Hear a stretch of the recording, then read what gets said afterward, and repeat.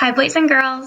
So I hope that you enjoyed getting to read our article yesterday and watching the video. So what we're going to do today is we're going to do our markups. And as you know, in school, we typically ask for about 3 markups. And the whole point of markups is to make sure that we are really thinking about the text, because I can read this article and I can just read it really, really fast and I don't really make any connections with it, or I'm not really thinking very strongly about it. And that is the goal as good readers and good learners, to be able to make sure that we are really doing our best to be very involved readers, and that we're making those connections and we're asking those questions. So go ahead and pull up your article, or you can just read it with me here. Either one is fine. And like we did last time, I'm going to ask you to write down some markups, 3 markups. Now, you can do this on a sticky note. You can do this on a piece of paper. You can do this on a Google Doc. You do not need to share all 3 with me. I'm going to have the discussion post for you to post just one of your markups. However, I'm asking you to do 3, at least 3. And the reason for this, once again, is just to really get those thought processes going. So I have my sticky notes right here. So I'm going to write my markups on these sticky notes. And remember, a markup can be a question, an inference. It can be a connection that you made to maybe something else you read. It can be a connection to the world around you, something else you know. So let's read this article together again. The 3 branches of government. We have the Constitution, the U.S. Capitol, the White House, the Supreme Court. In the U.S. Capitol, there's the legislative branch, and we have Congress, which holds the House of Representatives and the Senate. We have the executive branch working from the White House, and that's the president and the vice president. And then we have the judicial system, which is the Supreme Court. The United States Constitution was written over 200 years ago. It explains how the United States government should work. The people who wrote the Constitution did not want one person or group to have too much power.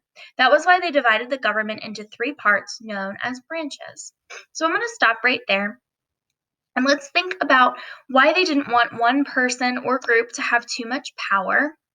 And I'm going to highlight that section right there. And so why do you think that they didn't want one person or group to have too much power? What are you thinking right now? So there's probably a lot of reasons why they didn't want one person or group to have too much power. Think about it. If just one person is in charge, is that going to allow us to really have our say if we agree with that person? No. What if that person is not a good person and believes in very wrong things? Lots of reasons there why it would maybe not be good to have one person or group to have too much power. So I'm going to do one of my markups on that. And I'm going to say, if one person had too much power, they could make bad choices and no one could stop them.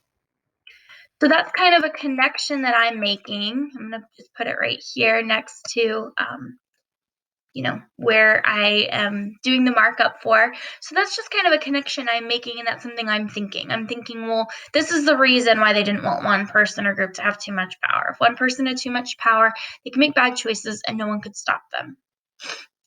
All right.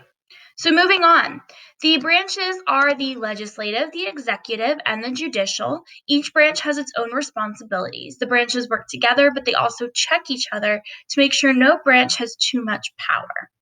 The legislative branch includes the United States Congress. Congress is made up of the House of Representatives and the Senate.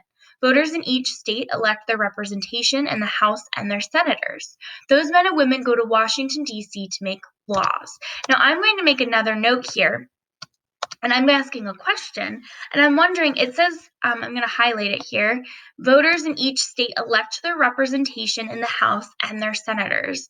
Now, I do know that different, obviously we're electing more than one representative for the House, but I want to know how many. And now I do know that different states have a different amount of representatives that we are allowed to vote, but I'm just going to ask, how many representatives is each state elect? What about Pennsylvania? So that's my question there. So that's a markup that I'm putting, that I'm, doing just for that specific piece of information from the article. So far I have a connection and I have a question. Whoops, and I went away. There we go, we're back. The executive branch has the power to carry out the laws. It includes the president, the vice president, and their group of advisors called the cabinet. Every 4 years, Americans vote to elect a president and a vice president. The judicial branch decides on the meanings of the laws and whether laws break the rules of the Constitution. This branch includes the United States Supreme Court. 9 justices serve on the Supreme Court. The president appoints the justices and the Senate approves them. The justice's job is to decide if the country's laws go against the Constitution. Now, I have 2 things here. First, I have a connection. I know that the Supreme Court handles some crimes too. So I know that's a connection that I'm making to the real world and pieces of information that I already am aware of. And I know that the Supreme Court, it says here that they also decide on the meanings of the laws and whether laws are unconstitutional. But I also know that they do handle some crimes. And another question that I have is, if a law is unconstitutional, what is the process to change it? Now, basically what I'm asking here is, if the law comes from Congress and then it goes to the president and then it goes to the judicial branch, and the judicial branch says this isn't constitutional, this isn't going to be allowed to be passed, what happens? Do they have to start all over? Does it go back to the president and he has to change it? Does it go to Congress? Do they have to start completely from scratch, or can they kind of just change some things to make it better? And does the judicial branch help them to make it better and more unconstitutional, or do they just kind of hand it back and say, nope, not going to work? So that's one of my questions. So those are my markups. Now, once again, I'm okay if you have maybe one of the same markups as me, that's fine. However, you may have other questions or other comments or other connections based on things that you've read. I know that a lot of you like to read a lot about our government, and so you may have some awesome connections to books or things you've read that I don't have, because maybe I haven't read that book or I haven't read that fact yet. So I am looking forward to hearing your markup. Remember, I have the discussion open. All you need to do is post your one markup, one of your markups in that discussion. And just remember that if we're asking a question, it needs to be more than a yes or no question. So if a law is unconstitutional, what is the process to change it? I can't answer that with a yes or a no. I have to actually answer it with like a full sentence and explain it. And also make sure it has to do with what we're really writing or reading about. Okay, so make sure that it's really, you're not just asking a really random question. You're asking a question that actually has to do with the article. So try to use, even maybe some of the words in the article to kind of help you come up with that question or that connection or something like that. So that is what I've got for you today. I also hope that you enjoy watching the little rap video that I posted that has to do with the 3 branches of government. I just thought that it was fun, something a little bit entertaining for you. Hopefully your parents don't hate me for that.